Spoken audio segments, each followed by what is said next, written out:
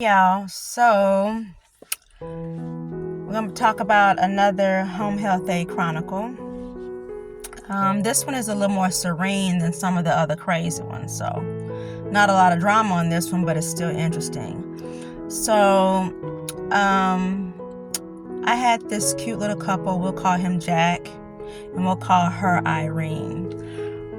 So I would see this couple once a week, and the wife, Irene, had dementia. So every week when I saw them that one day during the week, I had to reintroduce myself because she could not remember who I was week to week. And so that was just the routine. You know, I know when I get to the door and she answers the door, I have to introduce myself and say who I am. And that's fine because, you know, that happens. They were a cute little couple. They actually would want me to go to Subway sometimes to get food because the husband loves Subway. And they taught me some little things. I learned how to make soup. I learned how to make a good little soup. The husband would have me go to the store and get the supplies. He would have me take the celery and peel the strips off the celery, you know, the part that almost seems not edible. Of course, because they had dentures, so I had to pull the strips off the celery so that, you know, once it cooked down, it can soften and they could eat it. Carrots, chicken, and, you know, I would help them do that. And it was the sweetest thing because they sat down, they'd eat, you know, and once he was done eating, he would literally walk over to his wife and give her a kiss and say, you did a great job cooking. And I thought that was the sweetest thing, you know, because y'all know I can't cook, but I was in there trying to do a little something. And, you know, it was just a sweet thing that he went over after dinner, like I guess they would normally do when she didn't have dementia. He went over there and kissed his wife and told her, you know, she did a great job cooking, which was really sweet. I remember a time when I came to vacuum, and it probably happened a few times. I guess she didn't want me to vacuum because as I'm vacuuming, she would go over and snatch the cord out of the wall. And I'm like, okay, so I guess we're not doing no vacuuming today. I was supposed to help her in the shower. So that one day a week, she didn't take showers because she didn't want me to help her with that. And then this one time, you know, I was in the living room talking with the husband, and I see the wife tiptoeing by with her purse. She had her purse clutched, trying to hide it, and then she was tiptoeing by. So I don't know if she was having a flashback or something, but yeah. For some reason, she felt like she needed to hide her purse. And I guess since I was the only stranger in the house, that's why. But it's okay because I understand how, you know, dementia works. And like I say, they were the cutest couple. We would sit down and watch this old school show from like 1970s called The Match Game. And that was a really good game. You know, on TV, I love sitting down watching it with them. I told the husband if I ever get to go on that show, you know, that I would have him go with me because he also was really good at answering the questions. But one little sad thing that happened, I came over one day, and I guess, you know, the wife was having a really bad episode with the dementia. When I got there, she was in the backyard, sitting in the car.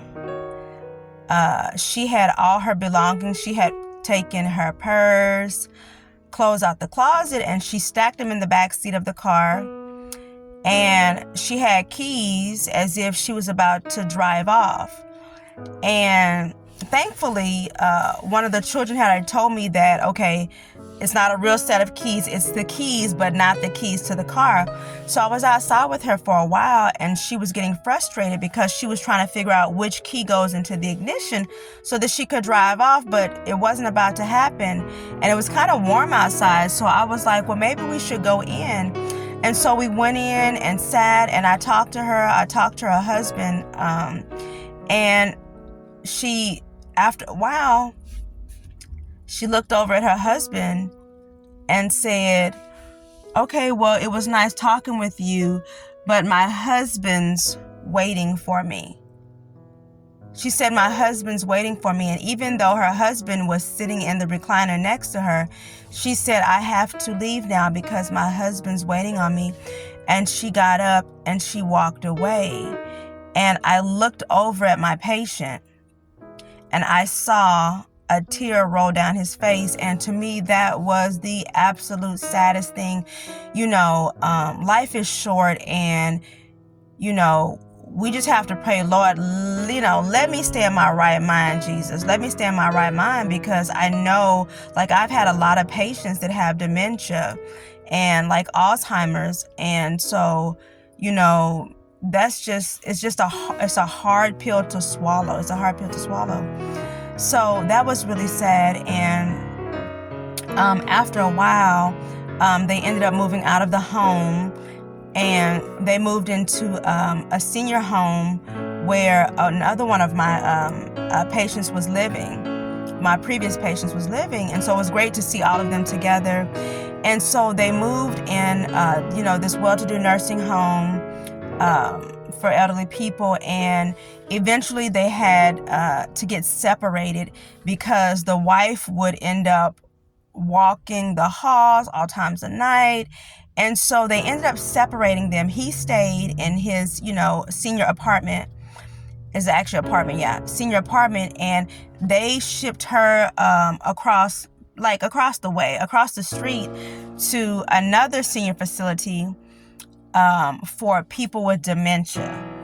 And so they weren't my clients anymore, but I went to visit him. Then I went over to visit her. And it's the type of facility where you have to be buzzed in. You can't get out unless somebody opens the door and unlocks it for you. So when I first went in, I was a little spooked because a random guy who, probably had mental health issues, an older senior, he walked up to me and just stared at me. So I'm just like, okay, And this one time I went to visit, and honestly, I know at some point, because she was a busybody, and I know they do that, in senior facilities, well, they'll give them some type of medication sometimes to kind of help calm them down so they're not fidgety, not doing too much. And so I went to visit them one time, and they were having lunch. And ironically, one of my other patients from the last video named Agnes, she was there. And if you guys remember, she also had dementia. So she didn't know who I was at the moment. But one thing I know about her, she's super calm, and, she kind of smiled, but I knew, she didn't remember who I was. But back to the other couple. So one of the children was there, and they were sitting down eating, and she was like, oh, did you want something to eat?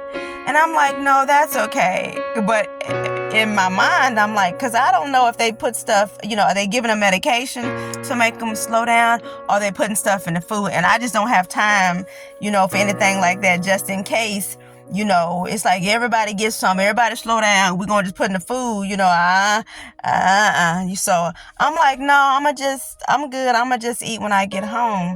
But they were the sweetest, cutest couple. I continued to visit them, and, and eventually, eventually the husband passed away, and thankfully I was able to go to his funeral, but it was a really sad thing. And the wife, she, is still in the senior facility. But they were the sweetest couple, and it was really great to see love, even though she would have episodes to where she couldn't even remember her husband at all. He still loved her. He still took care of her. Of course, I'm certain he was a little frustrated, and that's understandable. But that's that's just something that's hard when you've been with someone forever. Like, they have been together forever. And then, when somebody's mind starts to slip, we never want to wake up one day and all of a sudden, we don't know who our family members are, or vice versa.